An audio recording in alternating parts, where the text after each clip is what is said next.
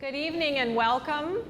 I'm Larissa Vigu-Picard, Executive Director of Pejepscot History Center, and we are so pleased to welcome you to the 2023 Chamberlain Legacy Lecture. This is our third annual lecture, and we have had fantastic crowds each year. This year is clearly no different, so it's very exciting to have you all here. It so happens that tonight the lecture falls on Joshua Chamberlain's actual birthday, September 8th, 195 years young. So it's extra special to be doing this evening. We're also really pleased to be in such a historic building. Many of you know this was the former Cabot Mill, which was a textile mill for many, many decades. And we are very thankful that Nomad Gallery operates this as an event venue that we can have programs like this in. It's a really welcoming, fun, lively space. And so thank you to all of the staff here who has helped out with this event. And also I want to point out that Wild Oats provided the sweet refreshments for this evening. We work with Wild Oats quite often and love their food.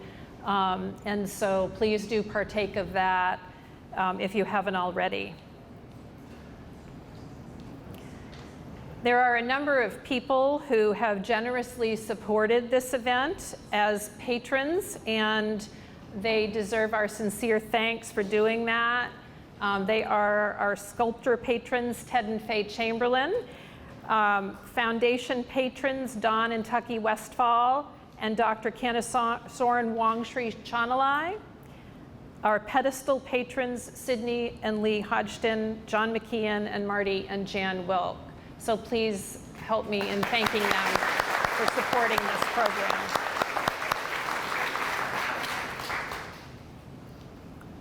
I also want to thank the PHC Board of Trustees for their collective vision for Pejepscot History Center, their hard work and strong support of events like these.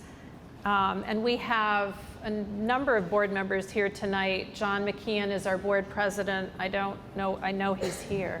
Where are you, John? There he is. If other board members who are here could just maybe raise their hand and wave.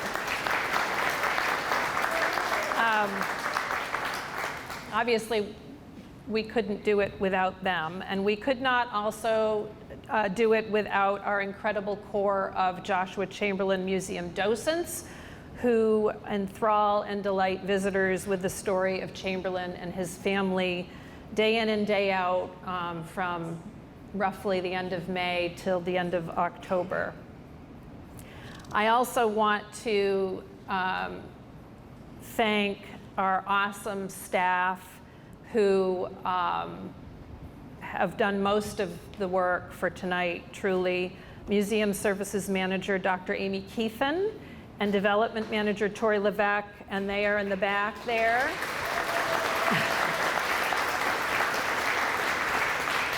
And also our Chamberlain Museum site managers, Troy Ancona and Janice Smith. Janice is here, I know. I don't know that Troy is here, but Janice is over there. And those folks do a great job running the Chamberlain Museum. They work really, really hard, all of them, and they work with great pride because they love what they do, and it certainly shows.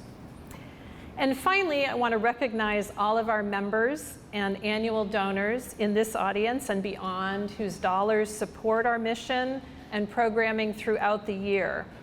We literally could not do it without you. And we've been around since 1888 because of people that came before you. And so this has been an incredibly well-supported organization for many, many, many years. And some of you in the audience tonight have been supporters and board members in the past, and donors and volunteers, and we have a wonderful core of volunteers here tonight as well. And we're really so grateful. If you aren't currently a member, though, please consider becoming one. Membership entitles you to generous program discounts and numerous other benefits. And you can head to the check-in table after the talk, and Tori will be very, very happy to sign you up. And she does it with a huge smile and a very bubbly personality. As you may have noted on the way in at that table, you can also order Kevin Levin's book, Searching for Black Confederates, at 20% off the retail price. Ideally, you could have taken home with you tonight a signed copy, but someone forgot to order them in time. I'm so sorry, Kevin. Please see us afterward if you would like to order one or more books. And Kevin does not live that far away. It's that other state to the south he lives in. And so we might just be able to get them signed for you if you really would like one signed. Those of you who were with us for the inaugural Chamberlain Legacy Lecture in 2021, or for last year's event, will have heard this before. But for those who haven't, we created this lecture series out of another legacy, that of the weekend-long Chamberlain Days held starting in the 1990s and into the late 2010s, first annually and then semi-annually. It was a great event, but a massive amount of work amid everything else we do in operating 3 museums. We're saving the weekend-long extravaganza for major milestones, one of which will, of course, be 2028. That's Joshua's 200th birthday. So we will make sure and have a big, huge party then, I guarantee you. Meanwhile, the goal of the lecture series is to use Chamberlain and the many aspects of his family's, and his 19th century world as a jumping off point to discuss issues of contemporary resonance. An endless array of subject matter presents itself, and it allows us to address what is going on in the world today and what we hope for down the road, not just what happened 150 years or so ago. That's really the mission of our organization and the true reason for studying history in general. How can it help us understand where we are right now and where we are going? I think you'll all agree, and you're sitting here tonight probably because you do agree, that tonight's topic on race and Confederate monuments certainly fits that bill. It is incredibly relevant, poignant, urgent, and yes, provocative. Personally, I think provocation, when backed by education and couched in civility, is a very, very good thing. We need to talk together about these issues in a smart way, and it so happens tonight that we have a gifted speaker and educator to lead us in those discussions. To introduce him, I'm going to turn things over to our inaugural Chamberlain Legacy Lecturer from 2021, Dr. Kanisorn Wangshri Chanalai, Director of Research at Massachusetts Historical Society, and a trustee of Pejepscot History Center, and a friend and co-author of Mr. Levin. Thank you again for joining us here tonight, and please enjoy the talk. Good evening, everyone. Good evening, Brunswick. It is wonderful to be back here. Yes, indeed. Sawadi to you as well.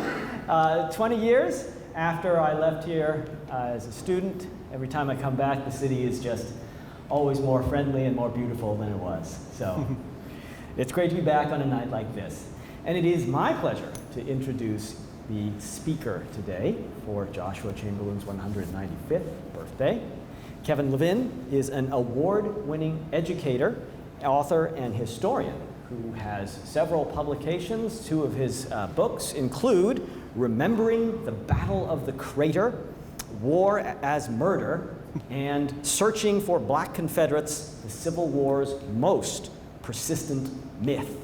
Kevin's writings have also appeared in many popular publications, in the New York Times, in the Washington Post, in Civil War Times, as well as in the Smithsonian Magazine. He is an accomplished teacher who has taught students on 3 continents. He has led classrooms and seminars in Canada and Japan, the Netherlands, and of course here in the United States. And he has also led or co-led history education workshops for such organizations as the Civil War Trust, the National Park Service, the Organization of American Historians, Ford's Theater, the Civil War Institute at Gettysburg College, the Georgia Historical Society, and the Massachusetts Historical Society. He's also consulted for PBS, for the American Civil War Museum, the Virginia Civil War Sesquicentennial Commission, and the National Council for History Education, among others. When Larissa told me that the theme for all of our, many of our programs this year was going to be art, we could not think of a better person to have talk to this audience than someone who has thought very deeply about the representations of the American Civil War in stone. Kevin Levin. I will use it as much as possible. My tendency is to walk around, but I will try and sort of plant myself here, and we'll see how long that lasts. But thank you all for coming out tonight. I want to thank Larissa for the invitation to speak with all of you tonight. It's an honor to be asked to deliver this lecture. I also want to thank Kid for the introduction. He's a dear friend. We live just a few blocks from one another in Boston. I can basically just sort of open up my window, and if I have a question about something, I can just yell it over to him, and you know. But it's great to have Kid and his wife Catherine so close in Boston. So I'm also thrilled to be here to talk about this subject tonight. This is a subject that I have thought a great deal about over the last few years. Actually, I would say going back 20 years. I've been thinking about Civil War monuments. I've been teaching monuments in my classes at the high school level in places like Charlottesville, Virginia, and outside of Boston in more recent years. And I think it's a timely topic. I know many of you are thinking about this topic or have thought about this topic at one point over the last few years. This is a topic that I think cuts to the core of how we think of ourselves as Americans, how we think about our collective past, our collective history. What does it mean to be American? How should we represent our collective past in our public spaces? And that's what we're going to talk about tonight. We're going to talk mainly about Confederate monuments because, of course, if you've been keeping track of the news, those are the monuments that are the most controversial. And I also want to emphasize one important point before we get started here. My job tonight, as I see it, is not to convince you one way or the other what should happen to these monuments. I am not interested, by the end of the evening, in whether or not you believe all of these monuments or some of these monuments should remain in place, whether they should all be ground to dust, as my wife, who's from Germany, would love to see. That's not what I'm interested in tonight. My job as a historian, my job as an educator tonight, is to give you the tools with which you can use to think through these issues for yourself. I think one of the things that's been lacking in many of the public conversations about this subject is the sheer lack of understanding about these monuments, why they're there, why they look the way they do, why some people more than others consider them to be controversial. We need to understand that. We may not agree with other people, but we at least need to be able to understand different perspectives. And I've always believed that a richer understanding of history can do that for us. It can allow each of us to step outside of ourselves begin to look at the world around us from other perspectives. Now, if you've been keeping track over the last few years, there are a few events that we have to just sort of remind ourselves of that have largely framed this discussion going back to 2015. Now, one of the things I want to make clear is that this debate about Civil War monuments has been going on for decades. I could even argue it's been going on at least for 100 years. These monuments have always been controversial. This did not just start 10 or 15 years ago. It may have been the point where more people decided to focus on it for whatever reason. But part of this story is also the history of the controversy. But no doubt for many of you in this room,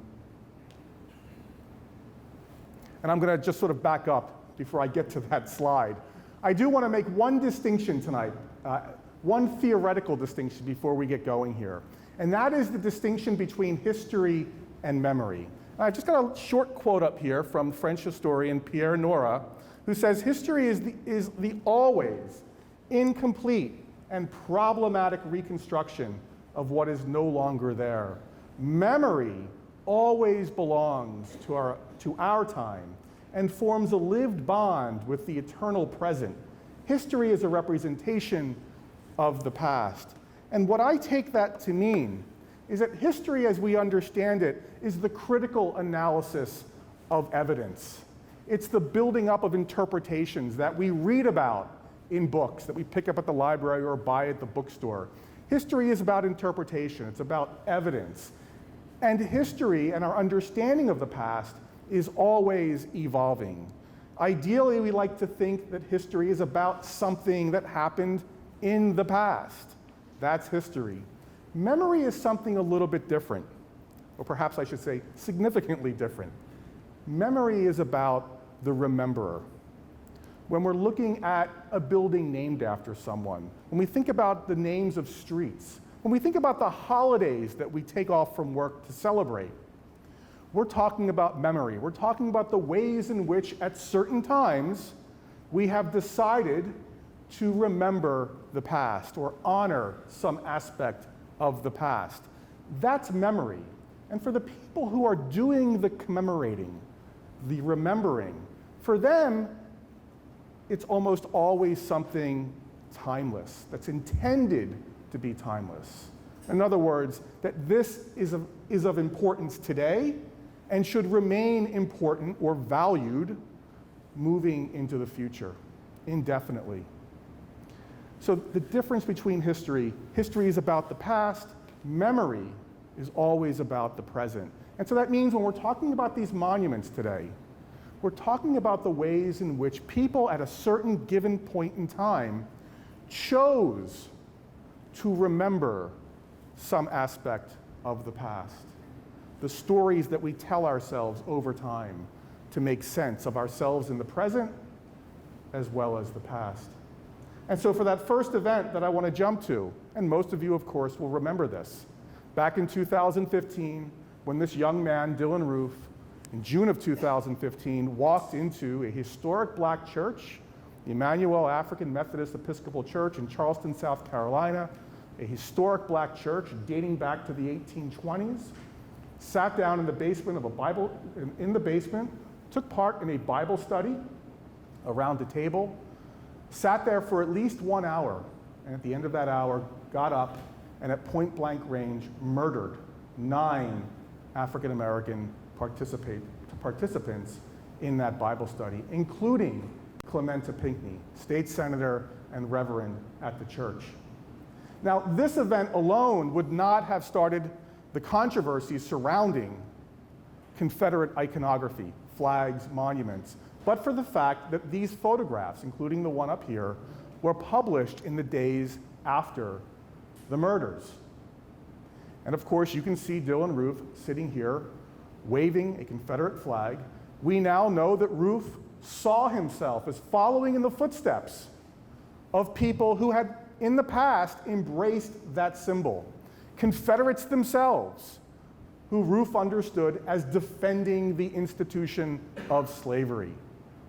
Resistors to the civil rights movement, who waved this flag in the face of civil rights activists during the 1950s and 60s. In a sense, and this may sound sort of awkward to say, Ruth was a student of this symbol, and he was, in a certain sense, a good student. He knew the history of this flag.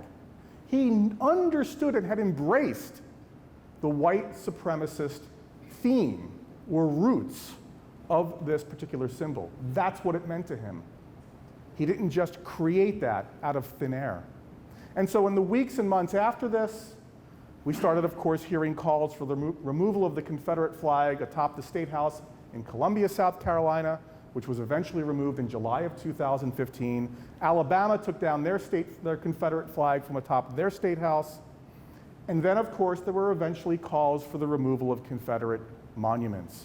And that is, I think, the beginning of this most recent round or debate about how the Confederacy is commemorated in our public spaces, spaces where all of us believe we should be represented, and public spaces meaning tax supported. We pay to maintain these sites. I want to make sure we emphasize that.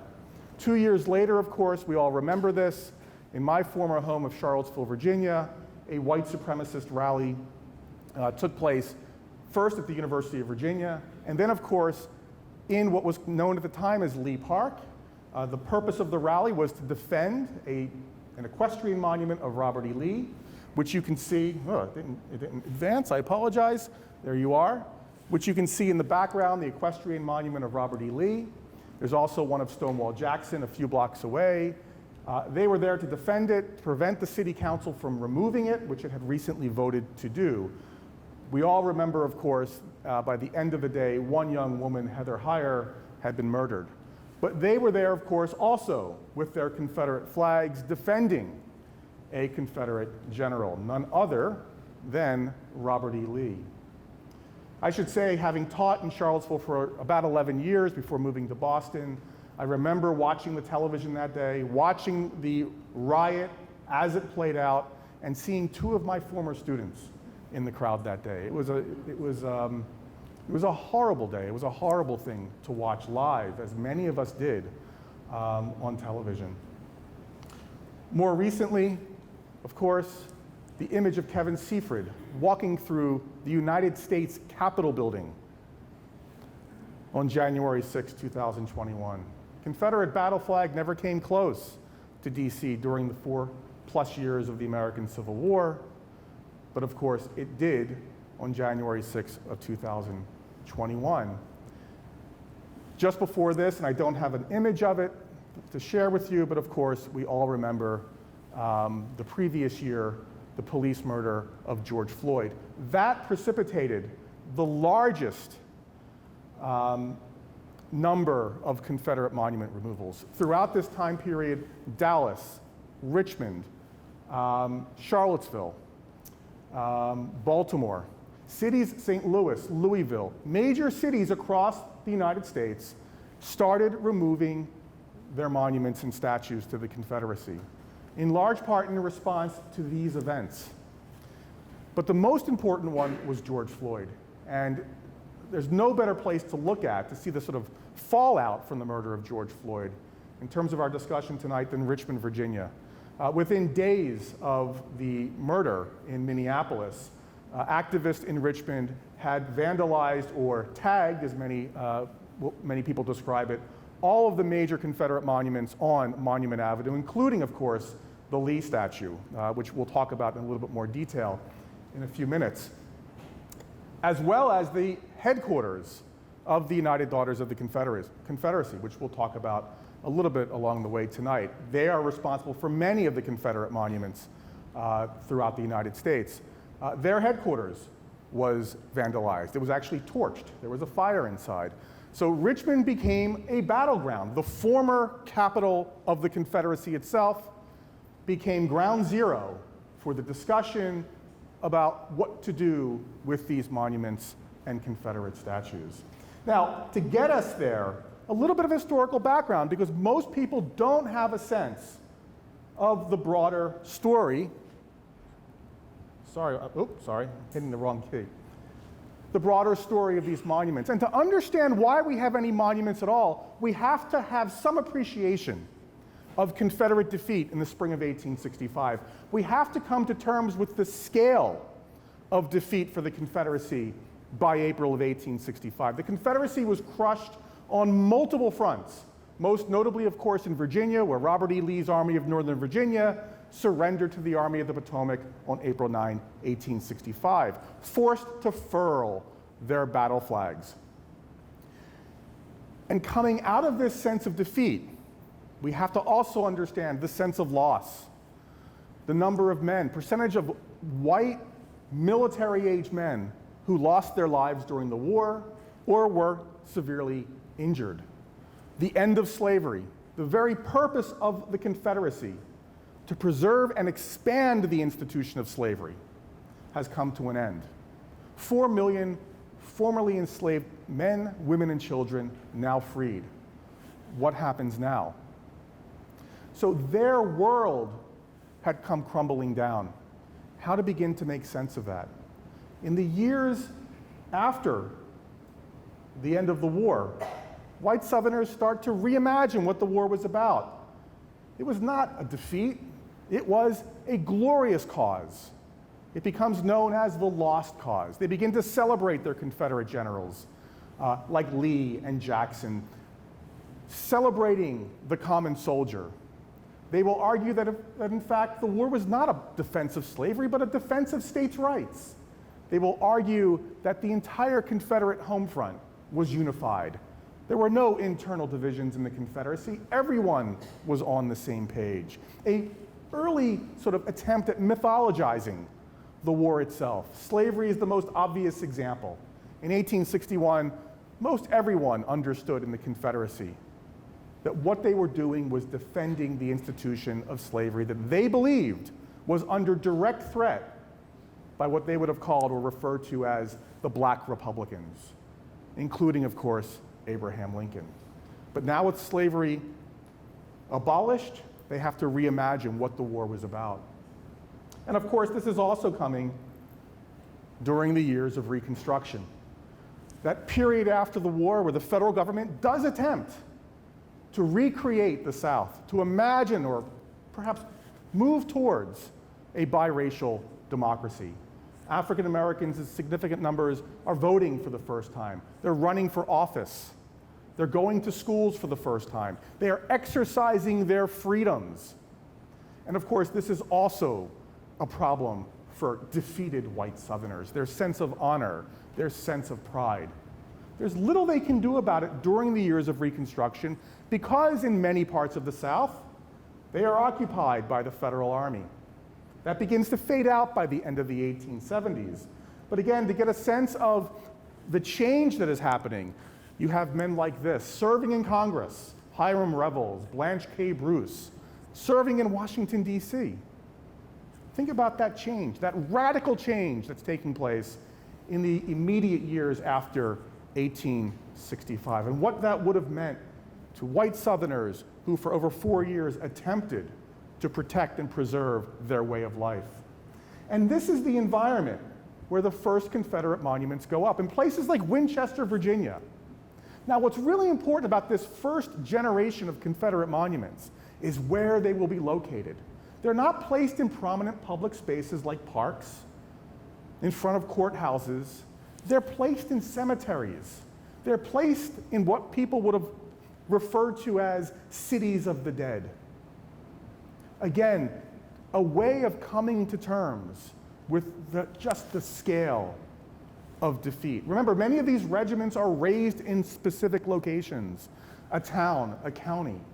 And by 1865, many of these regiments will come back, maybe leaving with 1,000 men, coming back with 100, less than 100. Again, that sense of defeat and loss. And so the commemorative focus is in the cemeteries. It's not a threat to the federal occupiers.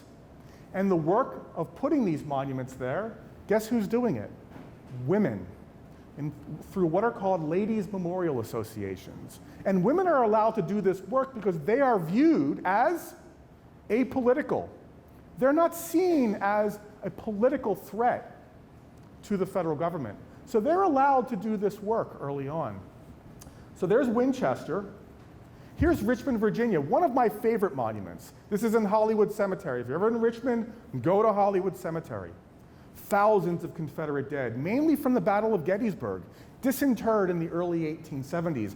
But this is a great example of what white Southerners will do with the limited resources they have available after the war. They don't have the money necessarily to pay for an elaborate statue or memorial. And so what they do is they take the stones from the nearby James River and fashion it or turn it into something classical, right, in structure.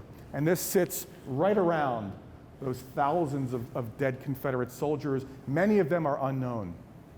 But also many prominent Confederate generals and politicians are also buried there. So this is the focus, for the most part, during the early years after the end of the war.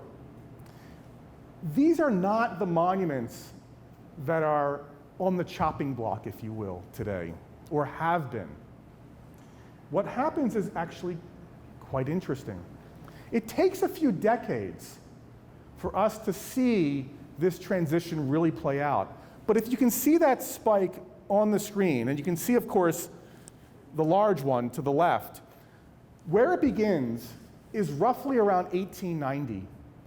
After Reconstruction has ended, after white Southern governments have reclaimed control of their states and counties, after they've pushed out African Americans who were taking part in local and state office, once they've been pushed out, these redeemer governments, as they're called, now have the freedom, with more money available, to put up new monuments. And where do they put them? As we'll see, they don't put them in cemeteries. They put them in the most visible places in their communities. So, the tip of the spike, roughly 1910, the height of the Jim Crow era, where white Southerners have regained control of their states. And then if you keep going to the right, you'll see a little bit to the right, another spike that's roughly 1950, 1960. That's the Civil Rights era. And it's not so much monuments that are going up, but what white Southerners are doing to resist the Civil Rights movement is they are creating new public schools for white students that are named after Confederate generals, or renaming older schools and honoring Confederate officers and Confederate politicians.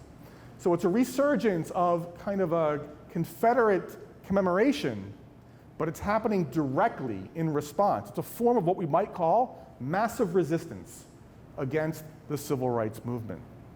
So notice how memory of the Confederacy is being used to maintain the racial status quo right through the mid and even the second half of the 20th century. Now I want to show you one map that I think is very helpful for our purposes tonight. It might look a little confusing, but just give me a minute here.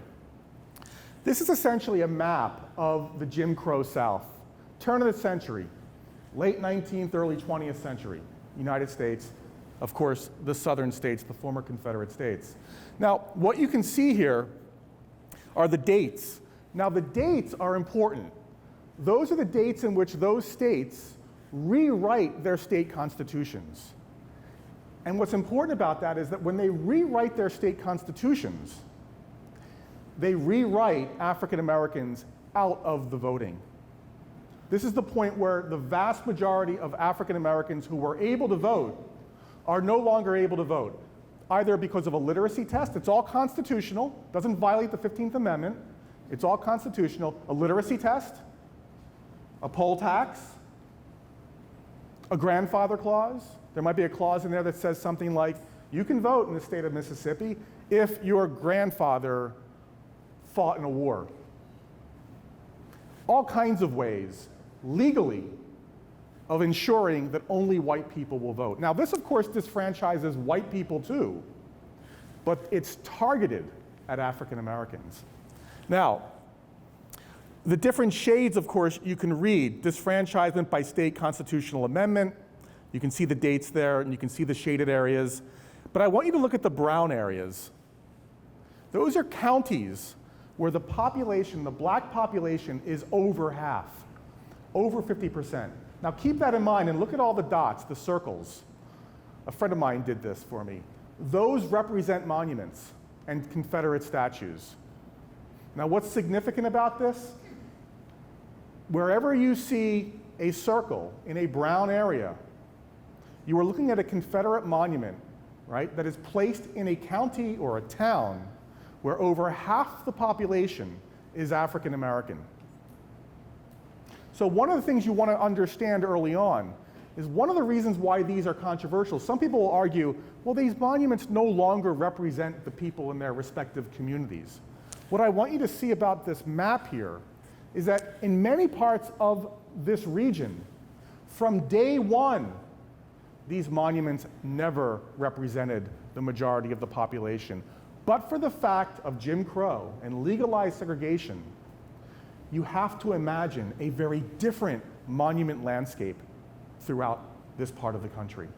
It is impossible to imagine many of these monuments ever existing, given the fact that more than half, and in many of these places, way more than half, would never have allowed it. You would have had a monument landscape that would have represented more of the population.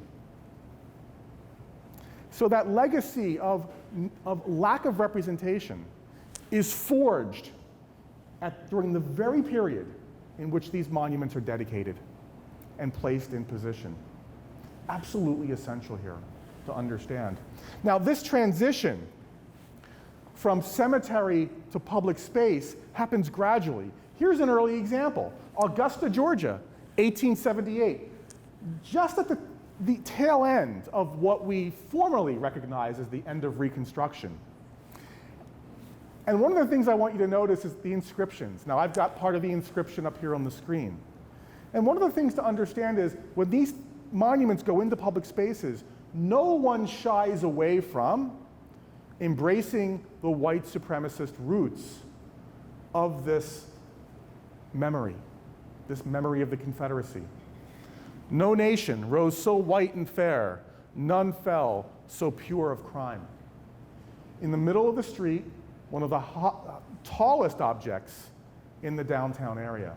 Now, this is an interesting story because it's right across the river from South Carolina. And when this monument was dedicated in 1878, the governor of South Carolina, Wade Hampton, a former Confederate general and governor of South Carolina, attended this ceremony with a group of what's called the Red Shirts. If you want to understand the Red Shirts, think of the Ku Klux Klan. They were a paramilitary terrorist organization that operated in South Carolina, escorted Wade Hampton around as he was running for governor in 1877. And there was a massacre, a racial massacre, right across the river from Augusta in a place called Hamburg. It's called the Hamburg Massacre. And the people of Augusta sent over a cannon to help put down this, what they viewed as a black uprising. And so when Hampton went back with the Red Shirts, they went back to this ceremony to thank the people for helping them put down African Americans who were trying to take part in the political process. Right? So all of this is sort of historical context to understanding these monuments. I'll give you a few more examples. This, of course, is none other than Nathan Bedford Forrest. Before the war, one of the largest slave traders in the city of Memphis. He made a fortune selling human bodies. During the Civil War, he rose to the rank of Confederate general, was responsible for one of the worst racial massacres of the entire war, at a place called Fort Pillow, Tennessee, in April of 1864. Some upwards of 200 black United States soldiers were not allowed to surrender. And then after the war, if that wasn't enough, became one of the early leaders of the Ku Klux Klan. This was dedicated in 1905 in Memphis, Tennessee, in one of the most prominent parks in the city. It's no longer there. It was moved. It was difficult to do so because Forrest and his wife were buried below the monument. But the monument and the remains of Forrest and his wife are now at the National Museum of the Sons of Confederate Veterans in Tennessee, probably where it should be, perhaps. And if you want to visit, you can, if that is of interest to you. But it's no longer there. But it is a wonderful example of, because even Memphis in 1905 was a predominantly African-American community. And so it does give you a sense of the power struggle in these communities, right? The way these monuments reinforce who's in control. Now this, of course, is one of the more important ones.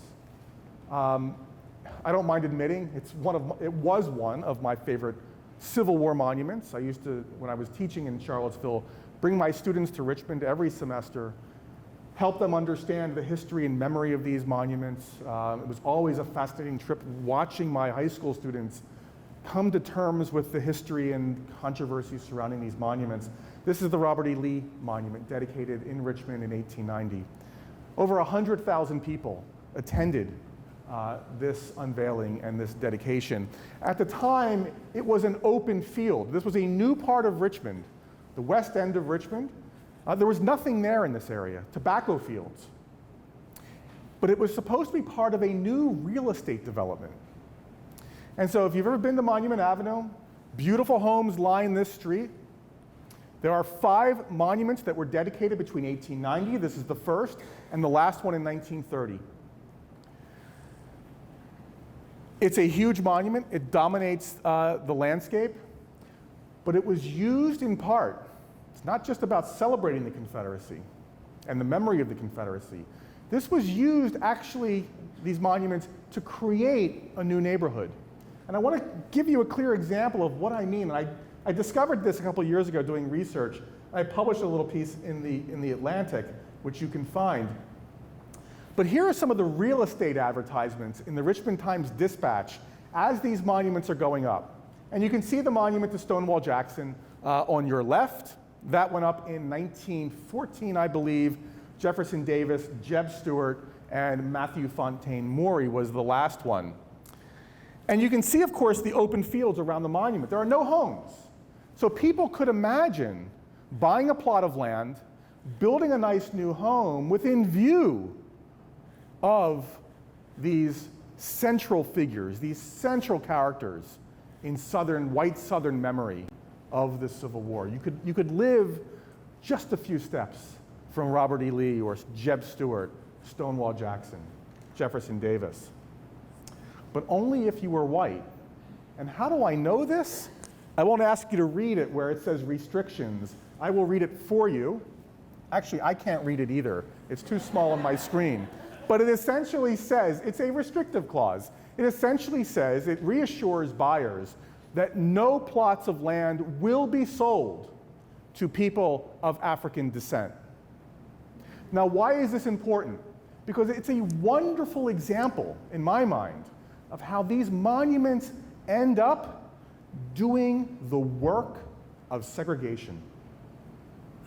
These are not just simply inanimate objects. They had a purpose. And in Richmond's West End, they helped delineate where white people could live and where African Americans could live, right? And if you visit Richmond today, and this is true for many places, not just in the South, but in Richmond, that was true for decades to come. Things have changed in recent years, but for decades, Monument Avenue and the Fan District, as it's called, was overwhelmingly upscale white. African Americans did not go there. They understood that this was not their neighborhood. And I want you to think about that a little bit later when we come back to it. Now, I want to jump back to the area around Washington, D.C. Some of you this may look familiar to some of you. This monument is still standing. I was just there a few weeks ago with a group of teachers from around the country. When I took them up to it, some of them I remember just seeing their eyes, their bulging eyes. They could not believe what they were seeing. And that happens every year when I bring teachers and others to this site. Where is this? This is Arlington National Cemetery. Of course, Arlington was created during the war in 1864 as a final resting place for Union soldiers, United States soldiers. This was dedicated in 1914. It is the second largest monument in the entire cemetery, and it is a monument commemorating Confederates. It was dedicated by the United Daughters of the Confederacy. Around the monument are roughly 265 Confederates buried in area graves around Washington, reinterred in the first few years of the 20th century. The monument, again, 1914. It was started by William McKinley, President McKinley, at the tail end of the Spanish-American War, who was trying to shore up Southern support and did a tour of the South. And one of the things he heard from people when he gave speeches was the mishandling, the mistreatment of Confederate graves. Could something be done by the federal government? And in the spirit of what you might call reconciliation, there was a push to find a way to create a section in Arlington, what's called Section 16 today, for the Confederates. And that's how that came about. The UDC took control, hired Moses Ezekiel to do the monument, and it was dedicated. Now this is slated to be removed by the end of the year. This is part of the military's ongoing reassessment of all of its military assets. It's called the Naming Commission. They were charged by Congress a few years ago to review all military assets across the country with a connection to the Confederacy. So if you've heard about or read about the changing of military bases, the names, that's part of the Naming Commission. Changes at West Point recently, that's their work. But they also included this memorial to be removed. And so that will happen by order of the military by the end of the year. So I likely just paid my last visit to it a couple weeks ago. While the push to place Confederates in Arlington, I think, is clearly the result of a certain amount of spirit of reconciliation, I want to be clear that the monument is not. The monument is not in any way a reconciliationist monument or memorial. It is an unapologetic celebration of the Confederacy. Again, in Arlington, I should point out one thing.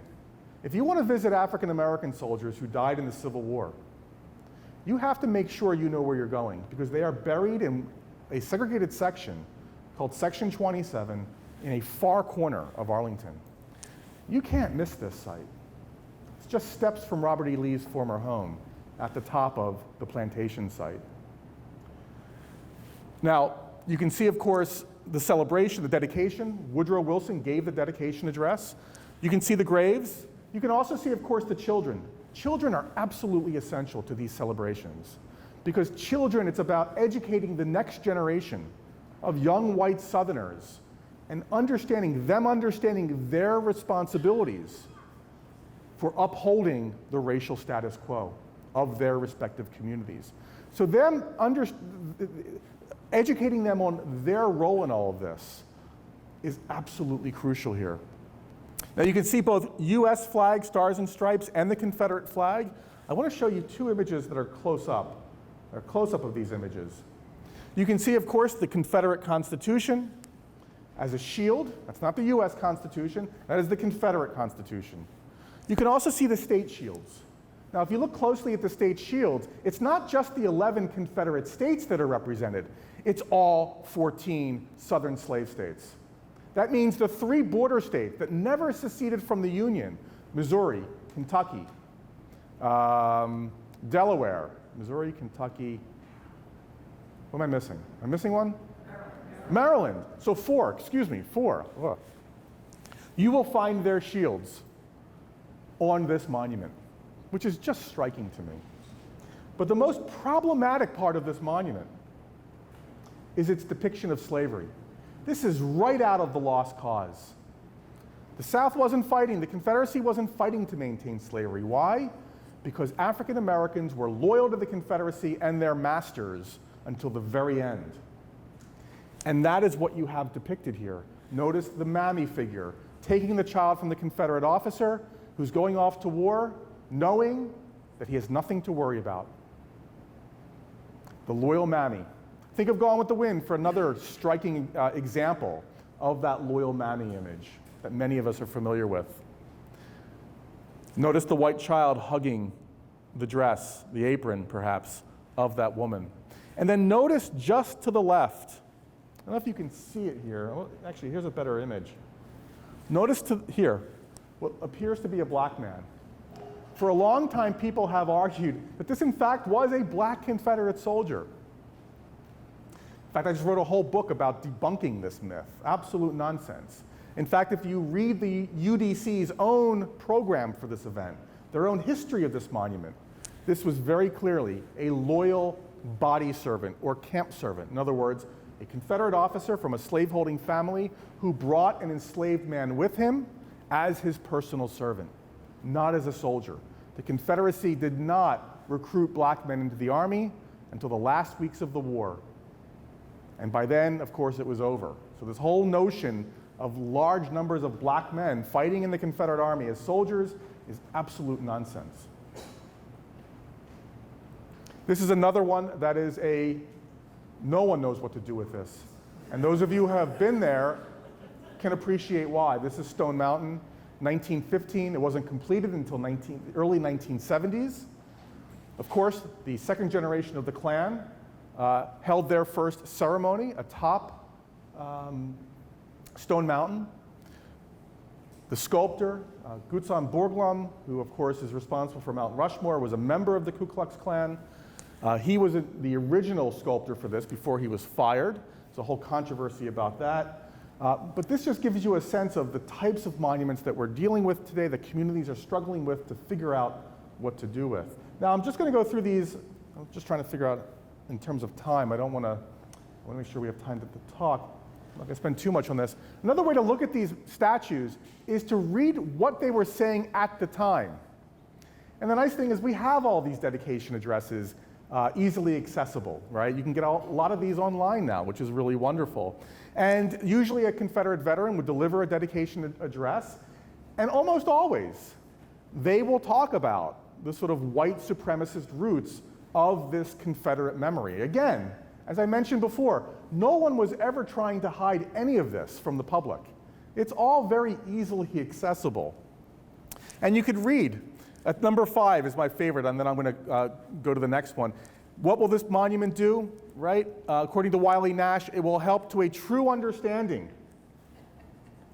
of home rule, who rules, and local self-government, contending for which the South lost so many of her best and bravest. It will serve to keep the white people of the South united, a thing so necessary to keep, protect, preserve, and transmit our true Southern social system, our cherished Southern civilization. That's just one example of many. An even better example is at the University of North Carolina, Chapel Hill. This statue was pulled down by students and activists a few years ago, in large part because of this speech, because people finally found this speech by Julian Carr, a Confederate veteran, industrialist after the war. About midway through the speech, he takes a different sort of approach, sort of deviates, and he says, "If I have trust of, I may be pardoned for one illusion, howbeit it is rather personal." Remember, this is 50 years after the end of the war. Ask yourself, why is he talking about this? It's rather personal. 100 yards from where we stand, less than 90 days perhaps after my return from Appomattox, I horsewhipped a Negro wench until her skirts hung in shreds, because upon the streets of this quiet village she had publicly insulted and maligned a Southern lady, and then rushed for protection to these university buildings where was stationed a garrison of 100 federal soldiers. He's talking about this in 1913. Ask yourself why. Why is it important to remind the people gathered of this disrespectful behavior that took place 50 years earlier? And I would suggest to you it's important to remind a new generation, again, of their role. Think of the children and the younger generation that would be listening, that it's important to remind them again of the importance of maintaining racial control, of maintaining the racial status quo, right? My fight in the 1860s is your fight today, is what Julian Carr seems to be saying in 1913. Real fast, here are the ladies who are doing this work all over the place. I don't know if there was a chapter of the UDC here in Maine. There was in Boston through the 1960s. They were everywhere. This one is out west. And so they established chapters everywhere. And so these women play an important role in Confederate memory. Not just the monuments. I would argue the reason we are still debating these questions about the war, what the war was about, how we should think about it, is not because of the monuments, but because these women understood that what students learn in the classroom is absolutely vital. Who wins the history war is going to win the ultimate battle. And so these women exercise a great deal of control throughout the first half of the 20th century over what textbooks are used in our public schools. And here is their outline of what not to use. If it says that Lincoln was a good man, if it says that the North was fighting to end slavery, or if it says anything negative about the Confederacy, you don't use that book. So think about our own debate today in 2023 about history and history education. In large part, we are having some of the same conversations that Americans have been having for decades. How we teach history, what our children learn, matters. And these women understood that. And it's one of the reasons why the lost cause narrative of the Civil War is still so widespread. Why people can't move beyond it. Why we still valorize Confederates. Why we think the Confederacy was not fighting to preserve the institution of slavery. But I'll tell you this, African Americans at the time certainly understood what the war was about. They understood the war was about emancipation and the end of slavery. And they marched for it. They did all kinds of things to remind the community of it. Here in Richmond itself, annual Emancipation Day parades, right down Broad Street, a few blocks from the Confederate capital. And you can see at least 3 generations of African Americans marching in this parade. Black veterans marching in places like New York City and Washington, D.C. are another reminder of this emancipationist, to use historian David Blight's terminology, an emancipationist narrative or memory of the war. Frederick Douglass reminded audiences at Decoration Day ceremonies early on. I am no minister of we are sometimes asked in the name of patriotism to forget the merits of this fearful struggle and to remember with equal admiration those who struck at the nation's life and those who struck to save it, those who fought for slavery and those who fought for liberty and justice. Douglass was clear in his mind about who was right and who was wrong. So you can imagine what he would have thought about a memorial in Arlington, of all places. And then, of course, the few monuments that commemorate Black Union soldiers. There aren't many. This is really pretty much it. In my current hometown of Boston, the monument that commemorates the 1st Black Regiment raised in the North, the 54th Massachusetts, and of course, Robert Gould Shaw on horseback, sort of commemorating their march through Boston before heading down south in the summer or early summer of 1863. Augusta St. Gaudens, of course, in my mind, it's probably the most important piece of public Civil War art we have. Lincoln Memorial is right there, of course, but this is it. Had actual African Americans come into his studio at the time to pose. When you get right up close to it, you cannot but be impressed with just the detail. The emotion, you're overcome with emotion when you're standing in front of it. And right across the street from the Massachusetts State House, you cannot think of a more prominent location. But here's the thing, this is pretty much it. African Americans have their memory of the war, but the landscape by this point in time, as we've seen, is all Confederate. So whose memory of the war takes hold? Whose memory of the war is pushed aside? Think about that.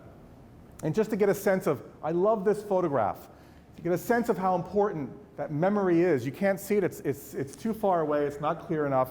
1920, Lewis Hine, wonderful photographer, best known, I think, for his photographs of child laborers during the Progressive Era, but went down south to photograph African American families. And if you look closely, atop the fireplace is a print of Augusta St. Gaudens's Shaw Memorial, the 54th Massachusetts, a reminder of how important this story would have been to African American families at that time. I'm going to skip through this one real fast, but right through the rest of the 20th century, still, Mississippi in 1970, African American students finally admitted, and you can remember, this is Ole Miss. They fly the Confederate flag during football games. Their mascot was the rebel.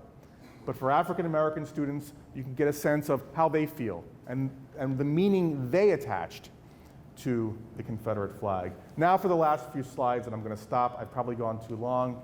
But just to return us for a few minutes to Richmond, Virginia, and the wake of the murder of George Floyd, to get a sense of what happens in a place like Richmond, which I still find fascinating. I have not been back since the monuments have been removed. But this is, of course, the Lee Monument on the left, pristine, how I remember it. This is the Lee Monument after the murder of George Floyd. What's interesting is you can also see these placards at the base. These are the images of young African Americans in the Richmond area who were the victims of police violence. And so they are being commemorated, remembered on this ground. This circle, for the first time, becomes embraced by much of the community, meaning the African American community and other minorities. As I mentioned earlier, African Americans, for the most part, did not come to this part of town. But in the wake of Floyd, that part of the community had, in a sense, for the first time, taken ownership of this piece of real estate. And if you actually get up close, there's a lot of political messages, political speeches were delivered here. It becomes a stage for dancers. So it becomes also a performance site for people who never before visited. VCU, Virginia Commonwealth University, is close by. Graduating students, high school and college, would have their photograph taken at the base of the Lee Monument. Really quite remarkable. I was just so struck when I started seeing these images. I had trouble just wrapping my head around them. And then at night, absolutely fascinating. Someone had the sense to set up a projector, and it gives you a sense of how tall this monument is. The base itself, I think, is 60 feet, something like that. And what someone did was they started projecting the images of famous African Americans onto the base. On the left, you see, of course, former Congressman, the late Congressman John Lewis from Georgia. Of course, we remember him from his civil rights career as the leader of the Student Nonviolent Coordinating Committee, Georgia representative in Congress, and then, of course, Frederick Douglass. Harriet Tubman. George Floyd himself was projected onto the monument at one point. But this became a nightly event for Richmonders. And then after 4 of the monuments were on city property, so LeVar Stoney, the mayor, had the authority to remove them, which he did, 2021, early 2022. The state, however, owns the property on which the Lee Monument is located, and that was finally removed not that long ago, a year and a half ago. All of these are in storage. They had trouble, as you might imagine, finding a company to remove it because, of course, these companies were threatened by people. You stand to lose your business. But they finally found a black contractor to do the work. And what's interesting about this, a man named Devon Henry, he knew a little bit of his history. When the monument first went up in 1890, a local editor of the Richmond Planet, John Mitchell Jr., very vocal, very much engaged in his community politically, watched the celebration. And he said this, he said, in 1890, he, meaning the black man, African Americans, did the labor of putting this monument up. He put up the Lee Monument, and should the time come, he'll be there to take it down. That's John Mitchell in 1890. And Devon Henry quoted him during one interview, which I found interesting. And I'm just going to leave you with the latest poll. Not that it means anything. I just leave it up there for you to reflect on in terms of where Americans are. Something a little bit inaccurate about these polls, what I don't like about these polls is these are national polls. monuments go up by community, and they come down by community. They are altered by community. And so having a sense of where the nation stands on this is one thing, but it's more important to understand where the individual communities are coming down on these issues and who is invested in a certain outcome, who the players are at a very local level.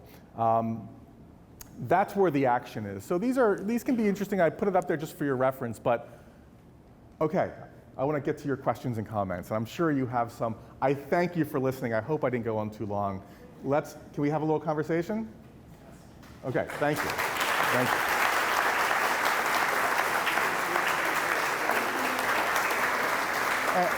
And just one point. Don't ask me where I stand on this. Don't ask me if, do you want to remove a No, I'm not gonna tell you. Any thoughts or questions at all? I had a question on one of your first slides, and now I don't remember what. It'll come to you. Yeah. Oh. So the question was about Mildred Rutherford, who headed the United Daughters of the Confederacy. She was largely responsible. The textbook campaign was, in large part, her campaign. If I have this right, can I think of any social movement more destructive? Women's movement more destructive? I'm going to watch how I answer that question. I do understand why you're asking that question. Let me try and sort of answer it this way. That I think your question reflects the fact that these women did in fact have a great deal of political control. And I think it's important to understand that they didn't, look, we're talking about, in the case of the UDC, middle class, upper class women, and so it's not as if they were out campaigning for the 19th Amendment, okay? There would have been a wide range of views on issues like that, but I certainly do think we should acknowledge that they were engaged in political behavior, right? Absolutely. I think that's actually an important thing to acknowledge at that time. Last decade of the 19th century into the 20th century, absolutely. Where we would be Yeah. in this succeeding decade. That's a really tough question to answer because sorry. I used the word reconciliation a couple times during the talk, and the question is about, part of the question is, do I think that if the nation had been more focused on coming to terms with the truth of what happened in the past, that a different course could have been, we could have traveled a different course as a result. And that's a very difficult question because in part what you have to imagine are Americans divorcing memory of the Civil War from the politics of the time. And as a historian of that era and of memory of the war, I find that just impossible to do because everything was so deeply rooted in a politics of the moment. From the halls of Congress down to the local levels itself. How you remembered the Civil War had everything to do with where you stood politically at the moment. And one of the points I've been trying to sort of emphasize is that I think white Southerners understood this when they were putting up many of their monuments and engaging in other public acts of commemoration. I think they understood that how you remember the past has everything to do with who's going to remain in political control. In other words, think about the Arlington Monument for a moment. If you can depict, if this is in fact a historical, if this is actually historically correct, if African Americans were truly loyal to the Confederacy and their masters, if they truly had no interest in freedom, then doesn't that in fact justify maintaining them as second-class citizens? Doesn't that then mean that Reconstruction was truly an invasion from the outside? but for the fact that the United States engaged in military occupation for a period of time, came down to the South at all during the war. Think of Sherman marching through Georgia, disrupting this peaceful civilization. But for that fact, race relations would have remained peaceful, because African Americans understood their place in this natural order. And so I think there's a politics there, right? There's an acknowledgement that this memory, right, this historical narrative, if you will, is politically potent, right? I mean, it has the power to influence how we order ourselves in the present moment. That's memory. That, I think, is a great example of memory, how memory functions. There are certainly countries that have engaged in that kind of, think of South Africa, right? I don't know, what's that? Germany is the case. Germany. A modern case which shame actually worked. Yeah. People have not put up monuments to. That's right. Turing. That's absolutely right. And my wife is from Germany, and when I first started taking her around to some of these places, she just looked at me with a kind of blank stare. And this would be the equivalent of putting up a statue to Joseph Goebbels or something, or Rommel, right? I mean, that's why I said at the very beginning of my talk, she would be happy if we just ground them all to dust, right? But you're right. I mean, and she's often fond of saying that what's missing in our country is a collective sense of shame. So that's what she says, that's what you're missing in the United States. Yeah, and then you are not alone in that perspective, certainly. I hear it all the time. And I think we do need to sort of acknowledge that. What I would sort of respond with is, as a historian, is, again, let's not think about this as history. Let's think of this as a kind of distortion of history, a sort of mythologizing of history that benefited one group of people. In other words, this is not what we would consider to be a history lesson. Now, certainly, I want to sort of, I think there's some, I want to give your point some weight here, because when I take my teachers and other groups and students to places like this, it is absolutely an opportunity to do the kind of work that you're suggesting here. And I think that work is absolutely essential right now. I wish more people would engage in it. But I quickly come back to this. I lived in Charlottesville for 11, close to 12 years. And I taught Civil War, memory of the war. I would bring my students down to the Lee Monument and the Jackson Monument downtown. And my students were overwhelmingly white, right? And we would have these wonderful conversations about just the kinds of issues you want to engage in. And when all of this sort of recent controversy unfolded, I had to sort of acknowledge at one point that I have the luxury of being able to do that. And what I mean by that is, I have never had to walk across a park next to a monument and look at it and think, that monument is a message to me that I don't matter, that I am not a full member of this community. I've never had to deal with that, and I never will. And so that was part of, again, I'm not up here suggesting that we remove all these things. That wasn't my point in responding. But again, it's another way in which I have been forced over the last few years to understand my perspective on things. And I hate to use this word, it's overused, I think, but in a sense, my own privilege. I'm privileged in a way that I don't have to, I've never been offended by a monument. I've been troubled by monuments. Like, I don't mind admitting, I'm troubled as anything by that Forest Equestrian Monument, right? I mean, if you're not troubled by the fact that a Ku Klux Klan leader, Confederate general, and a slave trader was memorialized for decades, I don't know, man. We're probably not going to have that much to talk about. It's more than I wanted to share, but that gives you sort of where I am. Yeah, and then, yeah, I'm trying to get everyone. Sorry, go ahead.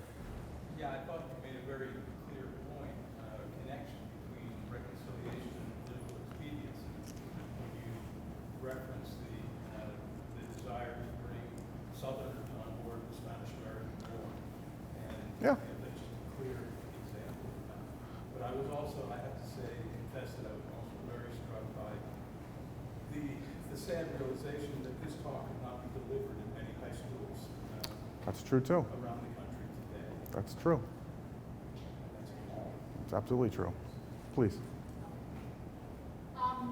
I do think it should be grounded into dust, and I speak from an Eastern North Carolina family that, and I have said to relatives, you know, our relatives were traitors. And I grew up looking at the photos of the Confederate dead still being shown in my grandmother's house. I have her granddaughter's Confederacy certificate. Yeah. What I will say that's missing from your talk is a collective realization that this is not a problem that's just Southern. At one Thank you. point, 1 in 4 people in the state of Maine had slaves. I think the reason you don't see the African Americans who fought as Union soldiers is because the wealth that was occurring in this country by the early 1900s was in the New England area, and they made their money off of what slaves picked in the South and were sent to the mills. So, yes, I don't want to live back in Eastern North Carolina, that's why I'm here, and have been my whole adult life.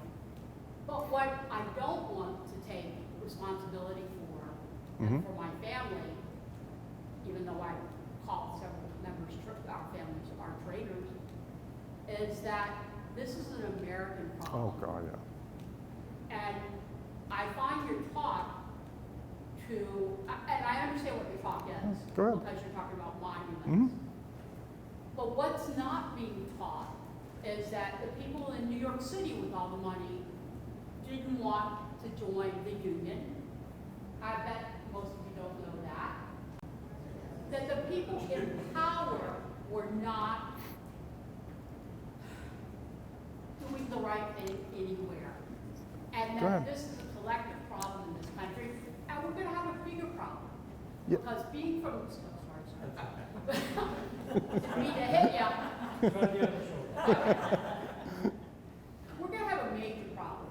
And the problem that we're going to have is that we have, I don't know my politics in here except for me, is that we have a president now who's running, who obviously is ill, in my opinion, if you look at it, done an incredible job.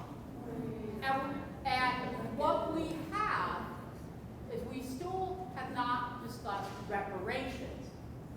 And we did not have that conversation in this country. And how long has it been? 30, 40 years that they've attempted in Congress to have a bill. So there's a discussion of reparations, not reparations. Now, don't ever forget that we did not hand money by 1970 to Japanese Americans in the internment. It's almost 26 pages that UMass, Amherst, I'm sure you've seen it, has produced of reparations in this country that we have given. They're almost, I don't recall seeing any African Americans. Yeah. And so now we're faced truly with a problem this next year, regardless of what's. We won't even have the conversation. It's an incredible divide. We want to just push it down on the South, but they get to vote too. So, you know, we might end up not real happy with the decisions. Yeah. We might not end up. And we've got the vice president. I actually think the reparations, they had reparations. And I believe it was the president after Lincoln that took it away, which was the 40 acres of Mule. That was our form of reparation. So let me first of all thank you for that comment, and let me just sort of if I was certainly doing a talk on the history of slavery in America, Yeah. I would have certainly talked about the ways in which the nation as a whole sort of engaged in that institution, its relationship to the institution of slavery. I should also just sort of point out that when I talk about, I apologize, I think I understand why you were sort of pushing back at me, and I understand this. So I want to see the monuments up here. Yeah, right, no, absolutely. And look, Correct ones, in my view, which would be well, as in the we could, Commons. well, we could certainly look at some monuments in New England and other parts of the country that are also problematic and that reflect the memory of the time of the people who put them up and blah, blah, blah. But I just want to point out that when I say white Southerners, I'm actually, in my own mind, I'm not sort of referring to an other as if I am sort of the Northerner poking at the Southerner. I actually completely agree with you, and I'm glad you made that point. I do think this is a national problem. I think the extent to which, the more that we actually think of this problem of monuments as North versus South, just kind of exacerbates some of these deeply embedded tensions. So that wasn't my goal here. But I would also suggest that there's a long history of reparation discussion in this country. And in a way, it does go back to the period after the war and this notion that formerly enslaved people deserve some land. I mean, this is a discussion that's taking place on the coast of South Carolina at the end of the war and in other places as well. And it doesn't pan out, as you were sort of implying there. But through the 20th century, there are moments where this discussion comes into play. But as you might imagine, for political reasons, it usually is kind of stamped out quickly for a number of reasons. There is talk today, just so you know, it's out there once again. There are a number of prominent people that are out there talking about it. Ta-Nehisi Coates. There are other prominent writers out there who are talking.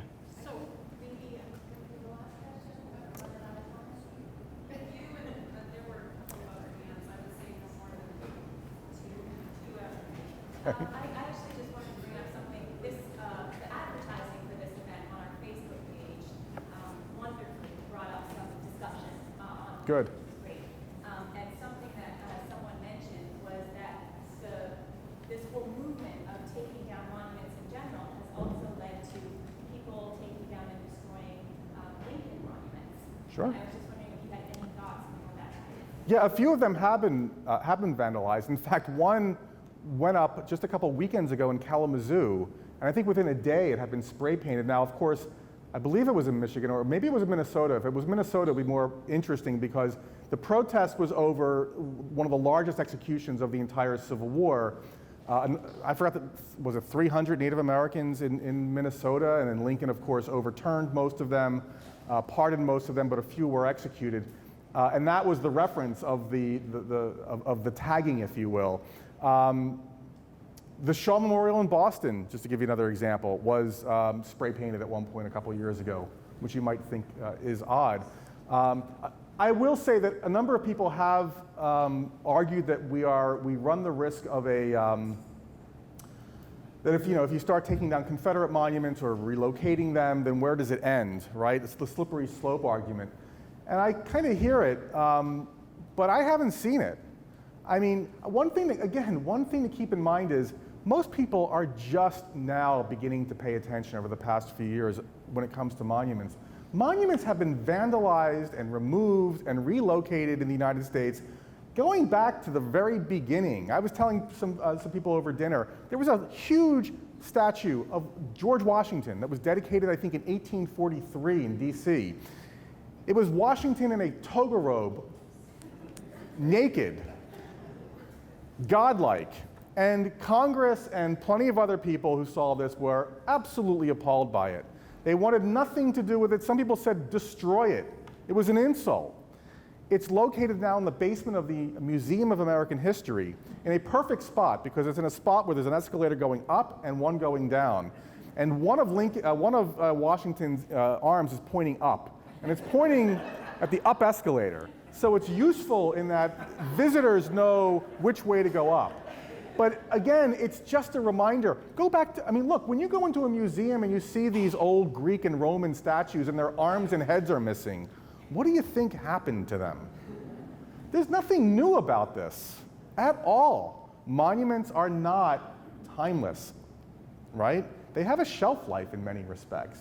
They have their moment, and then things happen to them, right? That's just the grand historical perspective. There's a wonderful book called Smashing Statues by Erin Thompson that's very much worth reading. She's not advocating smashing statues, although in a way she is, but it's a survey of the statue debate, the monument debate, and it does a really good job of framing the history of these monuments in the broader American history. We have one or two more. Go ahead. Yeah, so I think you've been waiting a long time, I think. Yeah, sorry. Go ahead. So my question is about, so you had one page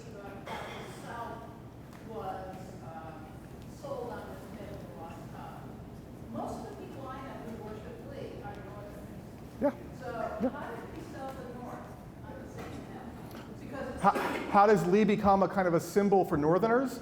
That's part of the process of reconciliation by the turn of the 20th century. In fact, one of the more remarkable speeches given at the, I think it was at Lee's funeral, was given by Charles Francis Adams, right? The Adams family, right? It's because white Southerners are able to remove Lee from, you know, the messiness of slavery, remove him from the whole talk about secession. We now believe that Lee was never for secession, that he was a benevolent slave master at Arlington. Once you sort of remove him from all that messiness, it becomes easier to embrace him. Now, I don't want to take that too far. Reconciliation was never complete in this country. Union veterans, until their dying days, many of them were appalled by these statues going up in places like Gettysburg and Arlington National Cemetery. What were we fighting for if what you're going to do all these years later is make them equal to us? So reconciliation was never, there were moments of reconciliation, but reconciliation was never solidified as a kind of official narrative of the war, or a way of being, if you will, a way of behaving. There were moments where former veterans got together at reunions. They talked. But many of them never gave in or never surrendered the idea that they were right?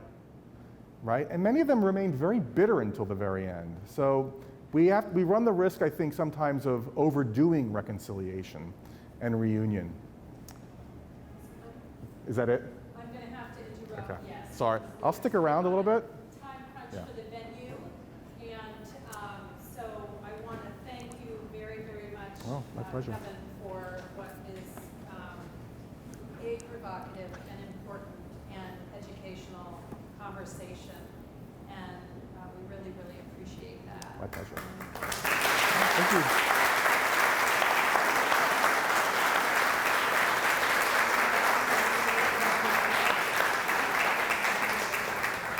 And thanks to all of you for coming, and this is a little Ah. of our appreciation. Thank you. There's a Chamberlain T-shirt in Oh, here, awesome. among other things, and a pint course. glass, Chamberlain pint Awesome. glass. And a statue.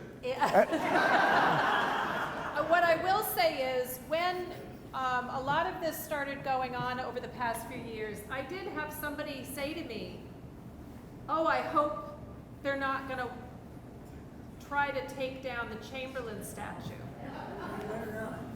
You know, we have that monument in this town, and it was a very interesting conversation. So it's an important conversation that we need to continue having, and it is everywhere. It's not specific anymore to any one place. It's everywhere. So we thank you very much. Thank you. Thank you. And thank you all so much Thank for you. coming. Please grab some goodies on the way out. Thank you, everyone. Thank you so much. That was great.